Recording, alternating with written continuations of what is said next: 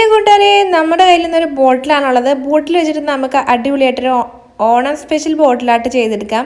അപ്പോൾ ഞാനിത് വെച്ചിട്ട് ആലോചിച്ചിരുന്നപ്പോൾ ഒരു കിടക്കാച്ച ഐഡിയ കിട്ടി. നമുക്ക് നേരെ വീഡിയോയിലോട്ട് പോകാം കേട്ടോ.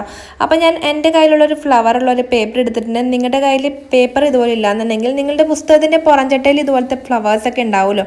അപ്പോൾ എന്ത് കളർ ഡിസൈനുള്ള പൂക്കളാണെങ്കിലും നിങ്ങൾ ഇതുപോലെ ഒന്ന് മുറിച്ചെടുക്കുക കേട്ടോ. ആ പേപ്പർ ഒന്ന് മുറിച്ച് ഇതുപോലെ ഒന്ന് എടുക്കുക.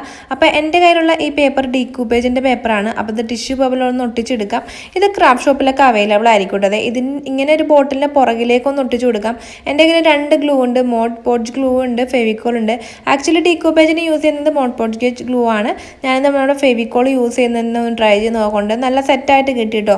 അപ്പോൾ നമ്മുടെ ഈ പൂ നമുക്ക് ഇതിൻ്റെ പുറത്തേക്ക് ഒട്ടിച്ചു കൊടുക്കാം. അപ്പോൾ നിങ്ങളുടെ പുസ്തകത്തിൻ്റെ പുറംചട്ടയിലുള്ളത് ഇതുപോലെ ഒന്ന് അതിൻ്റെ പുറം വശത്തേക്കൊന്ന് ഒട്ടിച്ചു കൊടുക്കുക.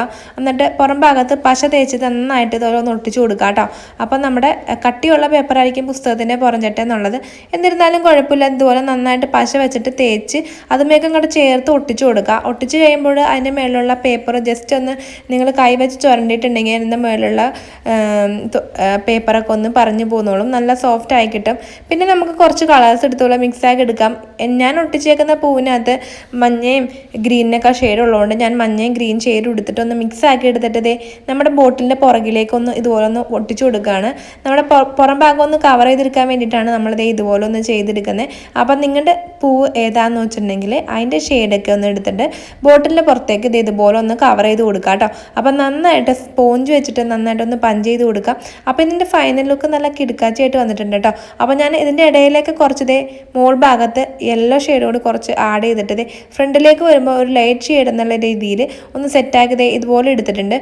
ഫ്രണ്ട് വശം ഫുള്ളൊന്നും കവർ ചെയ്തിട്ടില്ല. അതെ, അപ്പോൾ ഇങ്ങനെ നോക്കുമ്പോൾ കാണുന്ന രീതിയിലാണ് ഒന്ന് ഞാൻ കവർ ചെയ്തെടുത്തേക്കണേ. ജസ്റ്റ് ഒന്ന് സ്പോഞ്ച് വെച്ചിട്ട് പഞ്ച് ചെയ്ത് കൊടുക്കണം കേട്ടോ. ബ്രഷ് വെച്ചിട്ട് പഞ്ച് ചെയ്തിട്ടുണ്ടെങ്കിൽ അതുപോലെ ഒരു ഭംഗി കിട്ടില്ല. അപ്പം നമ്മൾ സ്പോഞ്ച് വെച്ചിട്ട് ഇതുപോലെ ഒന്ന് സെറ്റാക്കി കൊടുക്കാം കേട്ടോ. എന്നിട്ട് നന്നായിട്ട് ഇതൊന്ന് ഡ്രൈ ആവാൻ വേണ്ടി നമുക്ക് വെയിറ്റ് ചെയ്യാം. അത് കഴിഞ്ഞ് കഴിയുമ്പോൾ നമ്മുടെ കയ്യിലുള്ള ഒരു 3D ഔട്ട്ലൈനർ എടുക്കാം.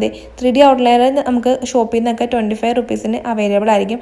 ഞാനൊരു യെല്ലോ ഷെയ്ഡ് എടുത്തേക്കണേ. അത് വെച്ചിട്ട് നമുക്ക് ഇതുമേൽ ചെറിയ ചെറിയ ഡിസൈൻസ് വരച്ചു കൊടുക്കാം. ആ ബോട്ടിൽ കുറച്ചും കൂടി ഒന്ന് ഭംഗിയായിട്ട് കാണാൻ വേണ്ടിയിട്ടാണ് നമ്മൾ ഇതുപോലെ ചെയ്ത് കൊടുക്കുന്നത്.